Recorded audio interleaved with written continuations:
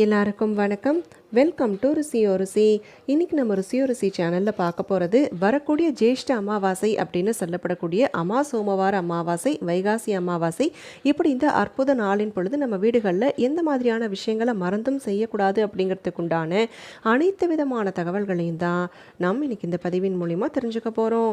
வீடியோவை எங்கேயுமே ஸ்கிப் பண்ணாமல் பாருங்கள். அப்போ தான் எந்த ஒரு சின்ன தகவலையுமே நீங்கள் மிஸ் பண்ணாமல் தெரிஞ்சுக்க முடியும்.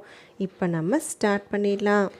பொதுவாக அமாவாசை நாள் அப்படின்னு சொல்லும் பொழுதே முன்னோர்களுடைய அருளை பெறுவதற்குண்டான நாள். அது மட்டும் இல்லாமல் பித்ருதோஷம், பித்ரு சாபங்கள், இதனால் ஏற்படக்கூடிய தடை துன்பங்கள்லேருந்தும் விடுபடணும் அப்படின்னு சொன்னால் அமாவாசை நாளை விட ஒரு சிறப்பான நாள் இருக்கவே முடியாது.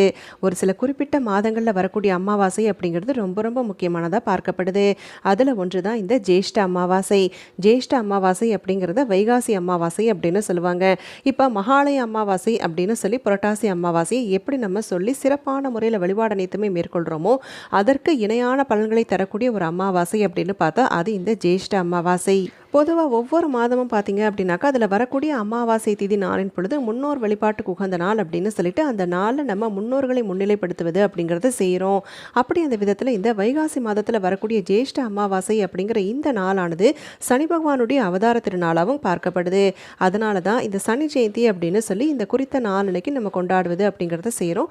நமக்கு இந்த வருடம் வரக்கூடிய சனி ஜெயந்தி வந்து 27ஆம் தேதி, அதாவது இந்த வைகாசி அமாவாசை திதியானது காலை நேரத்தில் நீடித்திருக்கு அப்படிங்கிறதால அந்த அதிகாலை நேரத்தில் திதி இருக்கக்கூடிய காரணத்தாலேயே நம்ம சனி ஜெயந்தியை வந்து செவ்வாய்க்கிழமை நாளன்னைக்கு கொண்டாடுவது அப்படிங்கிறத செய்கிறோம். நம்ம சேனல்லே இதுக்கு முன்னாடி இந்த ஜேஷ்ட அமாவாசையினுடைய சிறப்புகள் என்ன, அதுவும் நமக்கு இந்த வருடம் வரக்கூடிய அமாவாசையானது 5 முக்கியமான சிறப்புகளோடு வருது அப்படிங்கிறதால இந்த சிறப்புகள் என்னென்ன, இந்த நாளன்னைக்கு நம்ம எந்த மாதிரியான வழிபாட்டு முறைகளை கடைபிடிக்கும் பொழுது சிறப்பான பலன்களை ஒருவர் பெற முடியும் அப்படிங்கிறதுக்கு உண்டான தனி விளக்கப்பதிவு இருக்குது. அது மட்டும் இல்லாமல் ஆண்டியையும் அரசனாக்கக்கூடிய ஒரு அற்புதமான அதிசக்தி வாய்ந்த இலைனா அது இந்த அரச இலை.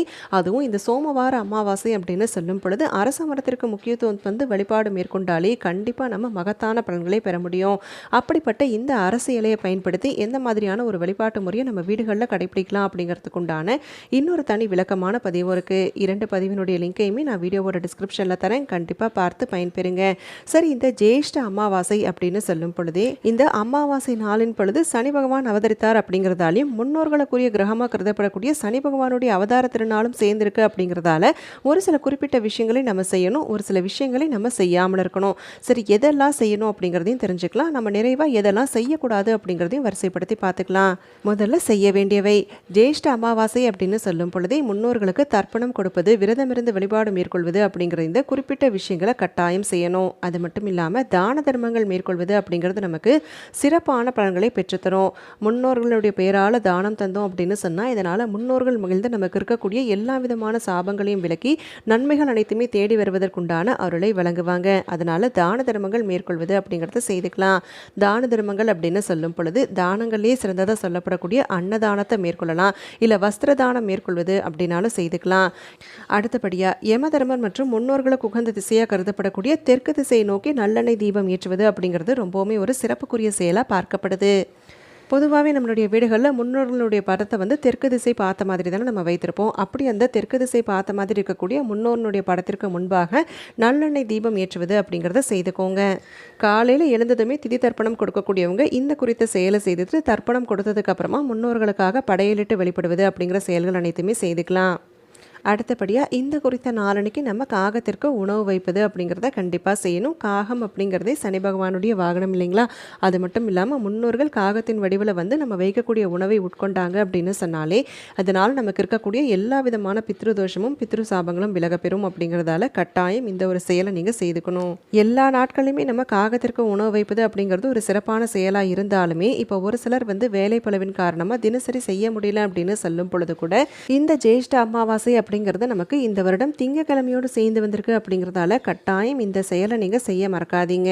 இப்போ நம்ம ஓரளவுக்கு எந்த மாதிரியான விஷயங்கள் அனைத்தையுமே நம்ம பார்த்து செய்யணும் அப்படிங்கிறதுக்கு உண்டான தகவல்களை தெரிஞ்சுக்கிட்டோம் இல்லைங்களா? அதே மாதிரி இந்த குறிப்பிட்ட நாளன்னைக்கு ஒரு சில விஷயங்களை நம்ம செய்தோம் அப்படின்னு சொன்னால் நம்மளுடைய அறியாமையின் காரணமாக செய்கிறோம் அப்படின்னு சொல்லும் பொழுது கண்டிப்பாக அதனால் நமக்கு சனி பகவான் மற்றும் முன்னோர்களுடைய கோபத்திற்கு ஆளாவதோடு மட்டும் இல்லாமல் துரதிர்ஷ்டமும் பலவிதமான துன்பங்களையும் சந்திக்க நேரிடும் அப்படிங்கிறதால இப்போ நான் சொல்லக்கூடிய செய்யக்கூடாத விஷயங்கள் என்ன அப்படிங்கிறது அப்படிங்கிறத நினைவில் வைத்து செயல்படுங்க.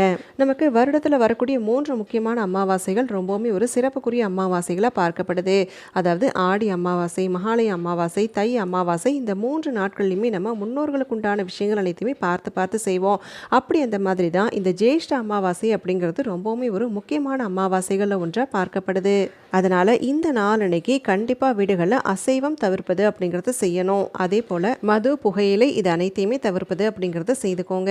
அடுத்ததாக இரண்டாவது ரொம்ப ரொம்ப முக்கியமான விஷயம் பார்த்தீங்கன்னா, திங்கட்கிழமையோடு சேர்ந்து வரக்கூடிய அமாவாசை அப்படிங்கிறதால கண்டிப்பாக நீங்கள் நகம் வெட்டுவது, தலைமுடி திருத்திக் கொள்வது அப்படிங்கிறத செய்யவே கூடாது.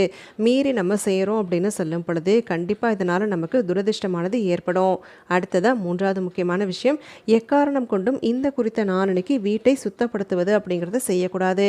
இப்போ ஒரு வழிபாடு, பூஜைகள் இதெல்லாம் செய்கிறோம் அப்படிங்கும் பொழுது கண்டிப்பாக அதற்கு முந்தைய நாளே நம்ம வீட்டை சுத்தப்படுத்தி கொள்வது அப்படிங்கிறத செய்யணும். சரியாக அன்றைய தினம் நம்ம வீட்டை சுத்தப்படுத்துவது அப்படிங்கிற செயலில் ஈடுபடவே கூடாது. அடுத்தபடியாக இந்த குறித்த நாளன்னைக்கு ஒரு சில பொருட்களை வாங்காமல் இருப்பது அப்படிங்கிறது ரொம்ப ரொம்ப சிறப்பு.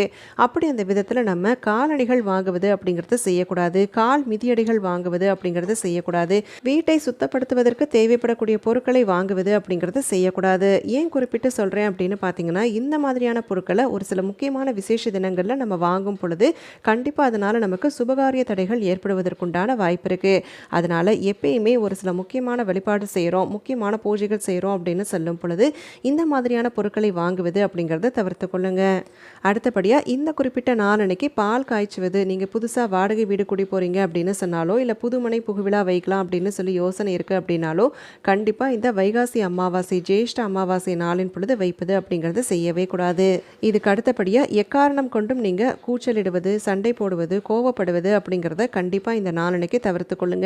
மனது முழுவதுமே முன்னோர்களுடைய நினைவாக இருந்து முன்னோர்கள் நமக்கு நல்ல ஒரு ஆசைகளை வழங்குவாங்க அப்படிங்கிற நம்பிக்கையோடு ஒவ்வொரு சின்ன சின்ன விஷயங்களையுமே நீங்கள் எடுத்து செய்யும் பொழுது கண்டிப்பாக அந்த நாளுக்குண்டான முழு பலனும் நம்மளை வந்தடையும். இதை விட்டுட்டு சின்ன சின்ன சண்டைகள், சின்ன சின்ன வாக்குவாதங்கள் இது நம்ம பெருக விட்டோம் அப்படின்னு சொல்லும் பொழுது அந்த நாளில் நம்ம மேற்கொள்ளக்கூடிய முயற்சிகள் எத்தனை இருந்தாலுமே அது நமக்கு முழு பலனையும் பெற்றுத்தராது. அதனால் ஒரு விதமான நிதானத்தோடையும் சண்டை சச்சரவுகள் இல்லாத கோபப்படாத சூழ்நிலையோடு மனதை வைத்துக்கொண்டு இறை வழிபாடுகளில் மனதை செலுத்துவது, முன்னோர்களுக்கு உண்டான விஷயங்களை பார்த்து பார்த்து செய்வது அப்படிங்கிறது செய்துக்கலாம்.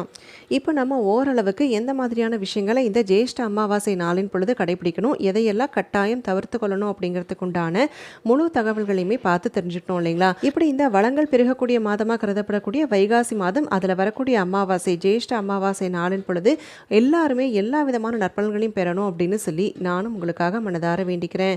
இப்படி இந்த பதிவில் சொன்ன விஷயங்கள் அனைத்துமே உங்களுக்கு பயனுள்ளதாக அமைந்திருக்கு அப்படின்னு சொன்னால் பதிவுக்கு ஒரு லைக் கொடுத்து உங்களுடைய ஃப்ரெண்ட்ஸ் அண்ட் ஃபேமிலிக்கும் தவறாமல் ஷேர் பண்ணுங்கள். அவங்களும் இந்த தகவல்கள் அனைத்தையுமே பார்த்து பயன்பெறட்டும். நம்ம சேனலில் வரக்கூடிய பதிவுகளை இதுதான் முதல் முறை பார்க்கக்கூடிய அன்பர்கள் சேனலை மறக்காமல் சப்ஸ்கிரைப் பண்ணிக்கோங்க. பக்கத்தில் இருக்கக்கூடிய பெல் பட்டனையும் ப்ரெஸ் பண்ணுங்கள். அப்போ தான் நான் போடுற வீடியோஸ் எல்லாமே உடனுக்குடனே உங்களுக்கு நோட்டிஃபை ஆகும். இந்த பதிவை நான் இதோடு இங்கே நிறைவு செய்கிறேங்க. நாளைக்கு மறுபடியும் ஒரு பயனுள்ள பதிவோடு உங்களை நான் சந்திக்கிறேன். அது வரைக்கும் நன்றி, வணக்கம்.